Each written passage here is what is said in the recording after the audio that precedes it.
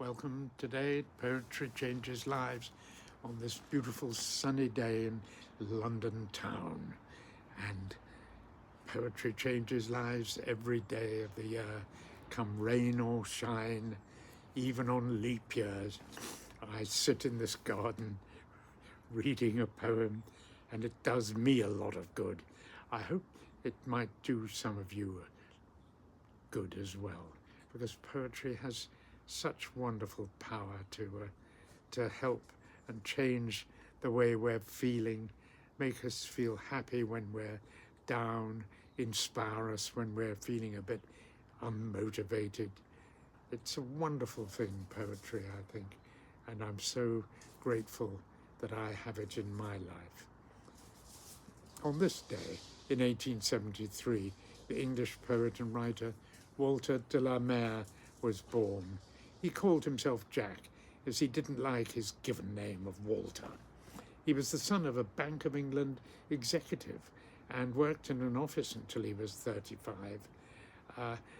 He was still a very great writer, not so well recognised today. You can read all about him at my website, poetrychangeslives.com, of course.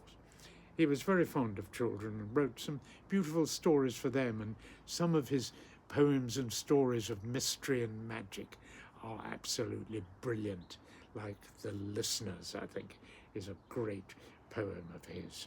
He died aged 83. His ashes are buried at St. Paul's Cathedral, where he was once a choir boy. He must have been influenced by the great Victorian poets, of course, though he came slightly later than them. Christina Rossetti, he has a similarity in some ways with her writing, I think, and their styles are often very similar. I'm going to read one of her poems. I think she is one of the all-time greatest poets ever lived, and I love her combination of mystery, dreamland, regret and nostalgia, always somewhere a little tinge of sadness.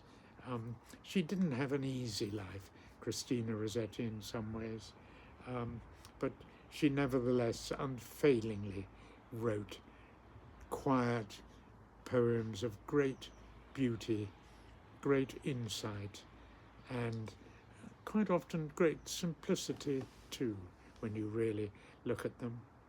This poem, Echo, I think is one of her best.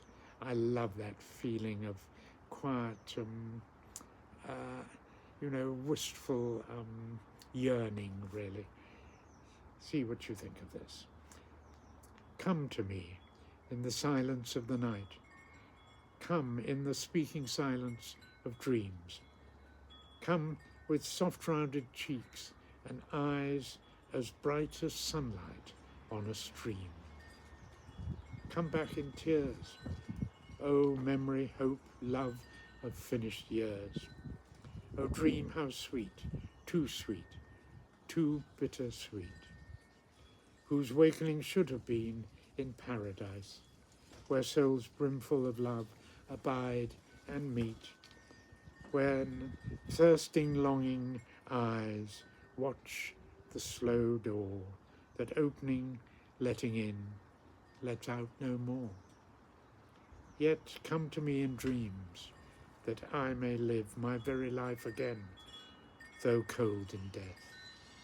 Come back to me in dreams, that I may give pulse for pulse, breath for breath.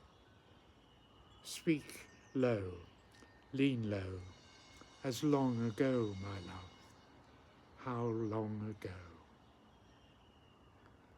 Such a brilliant evocation of sadness and regret for times past that will not return.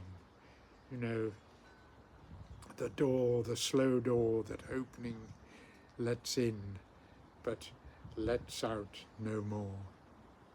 And that lovely imagery of eyes as bright as sunlight on a stream. Gosh.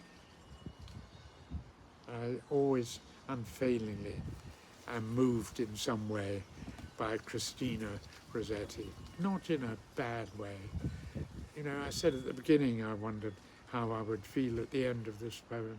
I feel a tinge of sadness, but also one of gratitude for, you know, just for the sheer greatness of some people's writing that leaves this wonderful legacy that we can turn to, whatever our own mood, and know that we'll get some sort of boost.